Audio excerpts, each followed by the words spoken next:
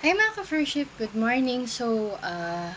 Kasi kahapon nag-live tayo, di ba? Nag-react ako dun sa, about nga dun sa mga shelter na medyo hindi inaalagaan yung mga dogs na nare-rescue nila. Tapos, yung tinapik ko is minessage ako, nagagalit sa akin. Kasi daw, hindi ko daw alam yung situation. Hindi naman ako nagsabi dun na siya yon, or hindi naman ako nag-mention, or hindi ko naman nila lahat yung mga shelter. Kasi nga, hindi naman lahat ng shelter e pabaya. So, hindi ko naman siya minention doon. Bali,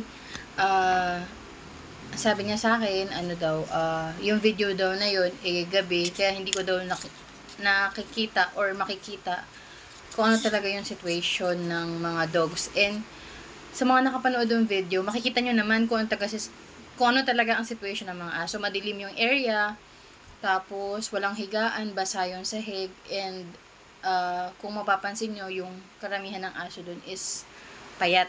Yun. So, nag-react ako doon. Pero hindi ko naman siya minimension. Kasi, may iba naman na kagaya nung ni-rescue. Hindi ko alam kung sa Cavite ba yung area na yun, na shelter din, na talagang as in, mga payat na yung mga aso. So, pwede naman na yun ang tinutukoy ko, diba? So, yun nga. Ang pag-uusapan natin or ang itatopic ko ngayon is tungkol nga dun sa tamang pag-aalaga. Kasi parang sinasabi niya na hindi ko daw alam. Kumbaga, matagal na daw siyang nag-aalaga or nagre-rescue ng dog and ako daw is bago lang. Actually, wala naman yun sa tagal or sa bago. Kung bago ka lang or matagal ka nang nag-aalaga. Ang pinag-uusapan kasi dito is yung proper care para sa mga aso. Since, according naman dun sa mga nag-message sa akin na talagang sinusuportahan naman siya ng ibang mga donor. And nakakalungkot kasi,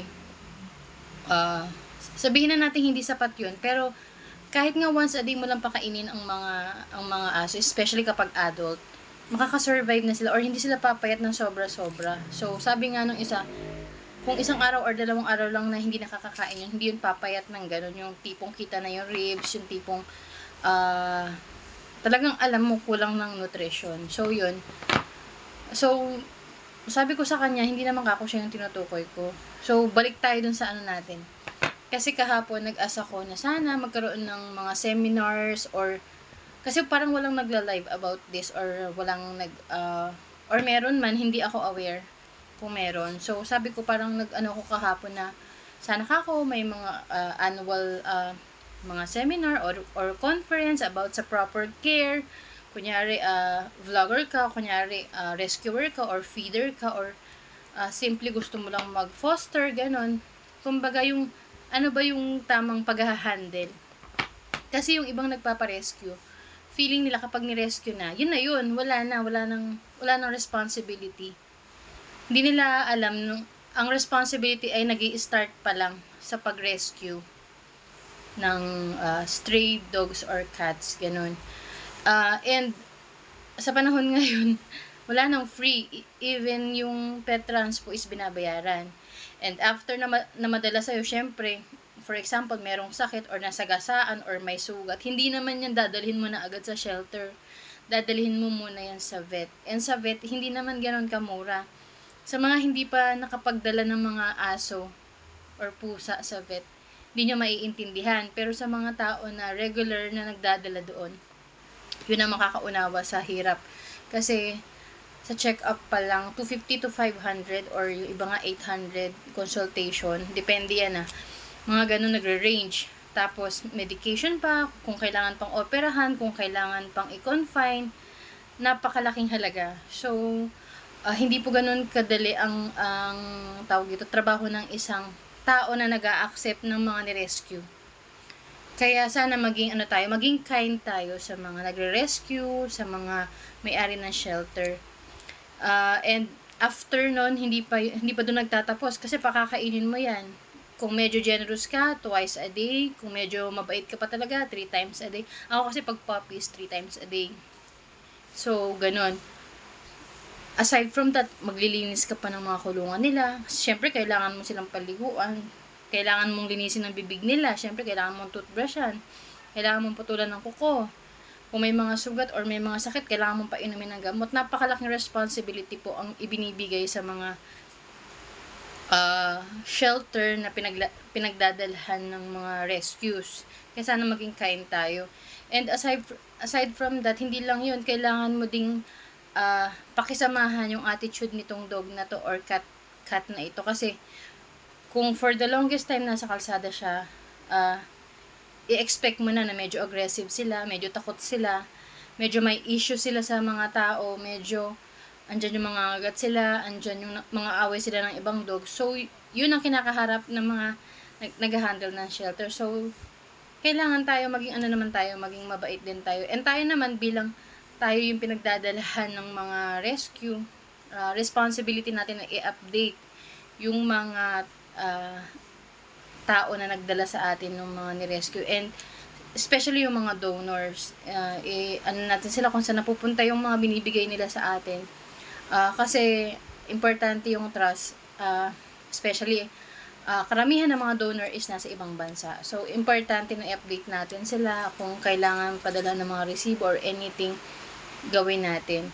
So, ang masasabi ko lang sa issue na to, kasi hindi pa rin siya tapos yata, pa rin sila, continue pa rin sila sa pagpo-post, continue pa rin sila sa pagpaparinigan, kasi merong isang, hindi ko alam kung original account ba yun or fake account na pinapoint out niya kung sino yung mga tinatawag niya ng mga scam ng mga donor. Although, hindi pa naman yun sigurado, pero ganun nga. So, para maiwasan yung ganun, maging transparent tayo sa ating mga ginagawa.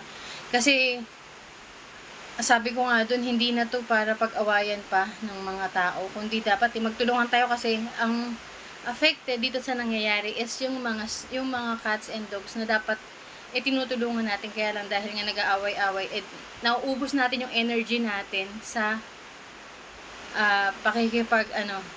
talas-tasan kung sino yung magaling or sino yung tama or sino yung mali.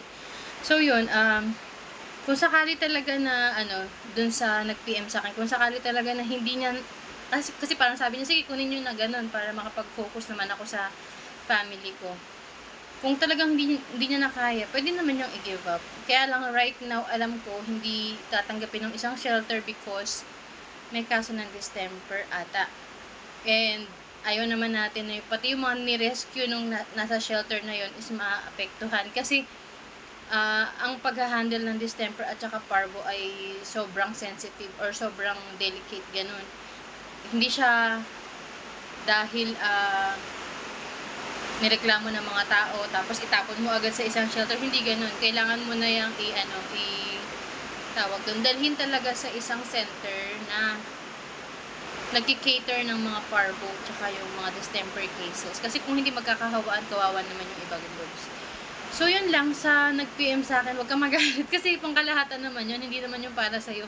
Hindi ko alam kung sinong nag-share ng live ko sa'yo at nagagalit ka sa akin, pero ang akin lang is maging tayo, kasi sabi natin yung advocacy natin is gusto natin siyang mag-prosper, 'di ba?